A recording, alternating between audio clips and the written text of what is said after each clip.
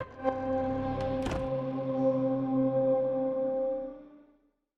Rob Davidson. I'm the game director for Plants vs. Zombies Battle for Neighborville. And I'm Sean Laker. I'm the live services producer for Plants vs. Zombies Battle for Neighborville. So very big news. It's not a Battle Royale game. We can confirm now, right? Yes, very much so. Yep. It is a brand new series franchise, very similar to modern Garden Warfare 2, but you guys have taken the ideas from Garden Warfare 2 and expanded them specifically like kind of the World Hub. Talk a little about that. Yeah, so as the name suggests, Battle for Neighborville, the idea is that the whole battle takes place in this town and the surrounding area. And so you have different PvE areas you can go to that this is where you can explore the narrative content. All the multiplayer maps are all about this kind of Battle for Neighborville as well. And then we have a new area called Giddy Park, which is a social hub, which again is kind of reinforces that idea that this is a battle, takes place in this town, and we really wanted the whole game to kind of take place in this area. Yeah, the hub even has the plant base and the zombie base kind of facing each other with this space down at the middle where people can meet up and do some PvP. So it's truly a battle for Neighborville. There's some other, as you mentioned, the free roam regions. There's just so many big changes in this game that we're super excited to get in players' hands. Now, how many people can be in the social hub at any given time? That number is kind of right now. I think it's 24 that we're gonna go with, and the idea is so 24 people can go into there. You could be with your friends. Then, if you want, you can go play multiplayer, and then you got matchmaking to another game. And like Turf Takeover would be 24 players. You go into Team Vanquish, that'd be 16 players. But you can then go into all the PvE areas with up to 4 or 3 of your friends for a total of 4 people and play that as well. Yeah, so a bunch of different modes and a bunch of different player counts. Mentioned as well as the Battle Arena, which is our 4v4, which again, I'm super excited about. I think our game plays tremendously in a lot of different states, but in that intimate 4v4, I think it really shines. You guys also added even more classes to the Plants vs. Zombies Warfare Edition. Talk about the new classes. So now we have a total of 10 classes per side. So the plants have 10. The new ones this year, we have a character called Nightcap, who's a mushroom, and she uses the power of Feng Fu and among other things, the shadow and the spores to take down the zombies. There's also Oak and Acorn, so you have this little tiny acorn that can run around the battlefield. He's super powerful, he's super fast, and not too powerful, but he can transform into the mighty oak. And the oak is really powerful, but moves really slowly. But then the best thing about this character is that one player can turn into an oak, and then 3 other acorns, or up to 3 other acorns, can jump on top of that oak and act as turrets and heal the oak as it moves around the battlefield. And just totally change things up.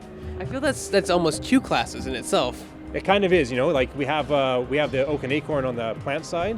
On the zombie side, we have the space cadet who can turn into a space station. It also has the same kind of thing. But yeah, we're designing these things. We're kind of treating them as 2 separate characters. Yeah, for sure. And then on the zombie side, we have Electric Slide. You're really great at these intros.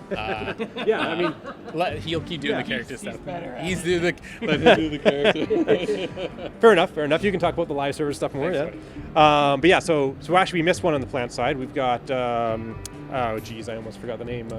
Fire Dragon, Snapdragon. Woo. So Snapdragon, shoots fire obviously, and that's the primary weapon for that character. So that's new. Then we have Electric Slide on the zombie side, and Electric Slide uses the power of electricity. You can create electromagnetic coils which can trap enemies in them and move them around the battlefield a bit. A lot of potential for combos in that. I've seen team combos in that. Yeah, that's a great defensive character, or pushing enemies out of a certain area is a really good idea with that character. And then we also have 80s action hero, which, as it suggests, looks like an 80s action hero. And his main weapon is a ghetto blaster, which he can do different things with. But he's probably one of my favorite characters and customization options we have for him. And then so good. So some of these other characters, not necessarily the new ones, but the older ones, have you tweaked their abilities from Garden Warfare 2 a little bit, or are they mostly the same? Because I was playing the pea shooter earlier, and it seemed like all his abilities were kind of similar. Some characters might be similar. We've gone through every single character from the previous game and made sure we've refined them and tuned them, but in some cases completely replaced abilities where we thought it was necessary and how we wanted to make changes. And we look at it on the grand scheme of things where we want to have 10 plants. Let's make sure each plant has a specific role that they can fit in when they go into the game, and we kind of looked at it that way. Pea shooter being like the staple character, we wanted to keep it somewhat similar, but again, there's some minor tweaks in there about how those weapons work that make that character, we think, a bit better. And And also, games are moving on to be, whether you like it or not, they're becoming a service. And you guys have a ton of content lined up for this game post-launch. Talk a little about the offerings you're putting in the game. Yeah, for sure. So off the bat, via our service, we're going to have our festivals. People know them maybe as a battle pass. We're calling them our festivals. A festival is kind of like this pinball machine meets Mario map, where you're actually able to, as you progress, choose the path you want to take and choose the reward you want to unlock. So really a unique take on the battle pass that kind of everybody's going after right now. And every single month we release a new festival with new vanity to chase. A really cool 100% reward, a cool legendary hat, item sets, gestures, emojis, like it's all there, and on that cadence of a monthly release. On top of that, with our service, we're doing weekly events every single week with associated weekly challenges. So those will be coming in again every week. We release those out, mix of modes and settings, and getting really creative with what we can do there. There's Rux's store. Rux is going to offer up a lot of really great customization items. And again, through the weekly challenges, you can earn some rainbow stars and go shopping at Rux's shop. That's just some of the aspects. We really are looking at our long-term roadmap, what we can do about releasing characters, maps, features. That's all stuff we'll be looking at and talking about in the future. You also didn't mention the Lawn of Doom. Yeah, that's right, the Lawn of Doom. So we got all these great brand holidays already from the PvZ history and other titles. So in October, we're going to launch Lawn of Doom, which is obviously the Halloween event. The social hub is going to change to nighttime. It's typically day. It's going to be set dressed with jack-o'-lanterns, ghosts and ghouls, and floaty balloon witch hat things. It's going to be great. So the whole space changing with the festival, and then having this prize map and all these things to chase and weekly events all associated, it's going to be a pretty sweet month of activities. Now that you have 10 classes on each side, you must really love game balancing consistently. Yeah, it's a fun challenge, right? We have to do it both for multiplayer, and we have to make sure all those characters also work well in single player as well. So it's challenging, but it's fun. It makes our game somewhat unique as well, which I kind of like. And when you have something like Oak and Acorn as well, which is great, is I can go into the sandbox or the PvE region as an acorn, and I can find an AI oak that's running around, and I can jump on top of him as well. So there's some interesting mechanics there. But yeah, being able to balance all that stuff it's been one of the biggest challenges we have, but also the most rewarding, because it makes the game a lot better when we nail it. Yeah, for sure. And I think a big part of character balance too is having it be ongoing and working with the community to figure out their feedback is a big part of the balance process, but also that it's part of the evolution of the service, is that the meta changes and we're able to push and pull characters to make sure that things get to a point where we really hope to get them to. And we talked about new characters too. That'll play a part in how all balancing works out. Now, you mentioned your PvE environments where you're doing solo missions around the World Hub. Is that seems very similar to the missions you had in Garden Warfare 2? Is that kind of the evolution of that? It's definitely inspired from that kind of setup we had in the backyard Battleground and GW2. But this is much different. These sandboxes or these PvE regions. One, you can enter them on your own or with 3 other people. There's each one of these regions has its own story structure that you have to kind of solve, and characters you got to meet, and all these characters will give you these quests. And there's a really good narrative that kind of drives you through each of these events. And there's lots of hidden stuff to find. Like, you can spend hours getting lost in each of these sandboxes or regions. And what's also great is, like, as you play through a region, you're going to get all the gnomes, get the chests, do the quests. Eventually, you're going to get 100% completion in that region, and you're going to get unique customization options you can only get in there. You can't purchase or anything like that. So there's a valid reason for players to go in there and want to complete these to make themselves look unique. Yeah, what he said. I think it's something that's really new. You mentioned the backyard Battleground is kind of the thing in Garden Warfare 2, and again, a big evolution. The backyard Battleground people loved, but it was over pretty quick. Now these guys went and created these 4 amazing free roam regions that have a ton of hours of gameplay in, and I think it's a huge step and evolution from what we had before. The Plants vs. Zombies Garden Warfare has always had its roots, no pun intended, in humor. What does that open for you creatively, and what does that open up content-wise for you guys? because not many games are based in humor. Yeah. I mean, it opens up a lot. Like we had a great time coming up with this content, coming up with the stories we wanted to tell. We have a fantastic writing team that we draw a lot of inspiration from. I can tell you, I had a meeting about a stink bomb that lasted for an hour with like 6 people, and at the end of that, we're like, well, I'm getting paid to do this. This is so much fun. So, the possibilities are kind of endless with this franchise. Yeah, and as far as, I've been in this industry for a while, and some of the most fun I've had has been working on this product and working with our amazing art direction team and the artists. And we review all these crazy pictures of customization options, and we talk about how we can make the mushroom have a cake on her head, or how we transform Pea Shooter to wear a super cute ducky costume. Like, we have total freedom, which is kind of rare in this industry and with a big brand like we have. So I think that freedom is reflected in what we have in our awesome customization. Let's talk about the name for a minute. Was it called Garden Warfare 3 at any given point, and then you changed it because it just made more sense, or is the game so big you just felt it needed to be rebranded? I don't think we really had the name in mind at the beginning. We just had the game we kind of wanted to build, and then once we kind of had enough pieces in the foundation, the conversation started talking about what we should name it, and it just kind of made sense. Battle for Neighborville, based on where the story was going, based on where the levels were going, that was the right name for this particular title. So it wasn't necessarily ever supposed to be Garden Warfare 3 or anything like that. It's just, this is where the game ended up being. Yeah, I think a big part of why we're calling it Battle for Neighborville is because of such big drastic changes. Garden Warfare 1 to Garden Warfare 2 really just kind of added to what was there, the backyard being one of the bigger other beats, but we feel with the huge change to the sandbox, what we're doing with the service, the social hub, it was a new game, based on the shooter that people may have loved, but we feel is the right way to label this. But we don't usually talk about names until we get further along in development, and when that time had come, we'd already made that conclusion. Obviously, you guys know I'm a huge Garden Warfare 2 fan, thousands of hours into the game.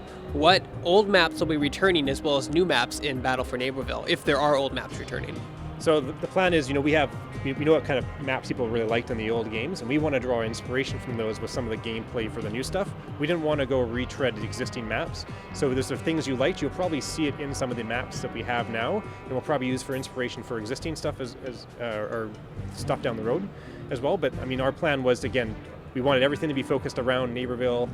We wanted everything to feel new. We didn't want to just rehash stuff in the previous game. So you'll see a lot of inspiration, but you won't see any of the existing maps to start with. Yeah. What Rob said. I think what you'll see is a lot of our maps are based off of our big free roam regions. So we take those assets and kind of create unique PvP encounters out of them. We have our giant turf takeover maps, which are those wave or stage based maps. The TVMs, there's a whole collection of different types of maps based on those regions. As mentioned, we will be looking at adding maps via the live service, but no plans currently to bring over the old maps, and that's kind of a step forward and another reason why we're calling it something new. Also, as far as this content goes, you had card packs in Garden Warfare 2 that me and my wife spent money on, which was a random chance to get parts in different classes and stuff like that, and you guys have gone away with that completely. Talk a little about that. Yeah. So you did have card packs previously.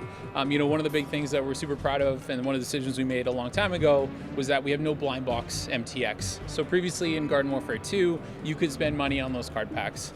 Knowing the target demographic we are going after and knowing the state of the industry, we felt it was super important to move away from that. So really, I think what we created is this sort of a la carte, buy what you want format when you do go to Rux's shop. It's something that, people do love random still. Random is still fun. There's been chess in video games since the beginning of time. Right? And that's where the gumball machine will kind of fill that void. It is still a random. Oh, the Mr. Rewardatron, yes. 9000. Yeah, not the Sorry, we use our dev names sometimes. That is going to be randomized, but again, it's not ever monetized. We promise that'll be your on-disc content. You own that content, it's yours. We just let you progress through it by playing the title. Are the subclasses making a return as well? Because you had multiple variations of the Chomper and the Pea Shooter, like the Fire Pea Shooter, the Poison Pea Shooter, that kind of stuff. Yeah, so we're taking a different approach for this year. So we have tons of customization, as Sean talked about. We have the costumes, and on top of the costumes, you can add different set pieces to those as well. So you can make your character look how we want. We wanted to separate that from the gameplay. So we have a perks or an upgrade system. And the upgrade system allows you to customize like how your different abilities your players use, like maybe how fast your health regens or stuff like that. So we feel that's a system that allows players to figure out how they want the character to look and how they want the character to play, and have combine those two together in a more elegant solution, we think. Yeah, and as well, I kind of didn't like being forced to look away and play a certain way in Garden Warfare 2. So the idea that, again, big changes, we separated those two things. Now I get to look however I want to look, and I get to play however I want to play. So that's a big reason why we moved away from the variant system. And at the end of the day, we talk about how important character balance is and something we want to reach. It's extremely hard with the variant setup the way it was. Now we're able to really focus in on these core characters and the upgrade system and truly deliver a balanced game. As you talked about before, like there's 20 character classes in this game. When you add the variants, it makes it really difficult to custom, just crazy. Yeah. So this is a better way, I think, for us to balance the game and make a better game overall. Yeah. So you guys still have fire, ice, and poison in the game, correct? There's there's different versions of that in this game. They might have different names, and certain characters might focus on some of that stuff. So that kind of gameplay mechanic still exists, but we refer to it as different things. Yeah, Electric Slide has her electricity, Snapdragon has his fire, but we don't necessarily theme them purely as elemental characters. It's just that character. Snapdragon is fire breathing. Yeah. Electric Slide is electric.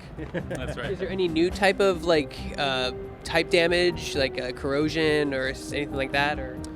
I don't think there is any new type of damage. Like obviously we have the abilities that feel like they can do different stuff, but we didn't do like a corrosive thing or anything like that. There's some abilities that do damage over time and things like that, but no major overhaul in that sense. In fact, the simplicity and purity of our game is kind of something we wanted to retain. So some of those layers of complexity become a little too much sometimes. So I gotta, where did the idea for Nightcap come from? Because he sounds like an awesome superhero that has like quick one-liners, like "Stay for a nightcap," and he like throws a ninja star at you or something. Nice. I actually don't know the answer to that question. I kind of know it. Our creative director Justin claims that he walks through the supermarket and takes inspiration for the characters that we go after. That doesn't necessarily work for zombies, but it works for plants. So he likes to claim he walks through the shopping mall and takes inspiration. And then again, we have this amazing art team who we can throw ideas to, and they come up with this stuff. The art process was a big factor in how we found our characters. I don't believe for a second Justin goes to the grocery store. Probably not. Probably not. So you guys, when does the game come out, and what platforms will it be on at launch? So maybe This is complicated. This is a complicated question. So. It's complicated, but it's really good, so I know that Sean is. Nice. So we are worldwide launch on October 18th, but we're doing this super cool Founders Edition. Founders Edition goes live on September 4th, digitally worldwide, $29. Founders is going to be our chance to roll out features over the 6-week period, have players take this content, play it in the week. We'll roll out new content each week, and it'll compound so we don't take stuff away, leading up to having everything open at worldwide launch. We're really just doing that so we can drive the conversation and drive polish to really focus in and deliver something awesome for October 18th.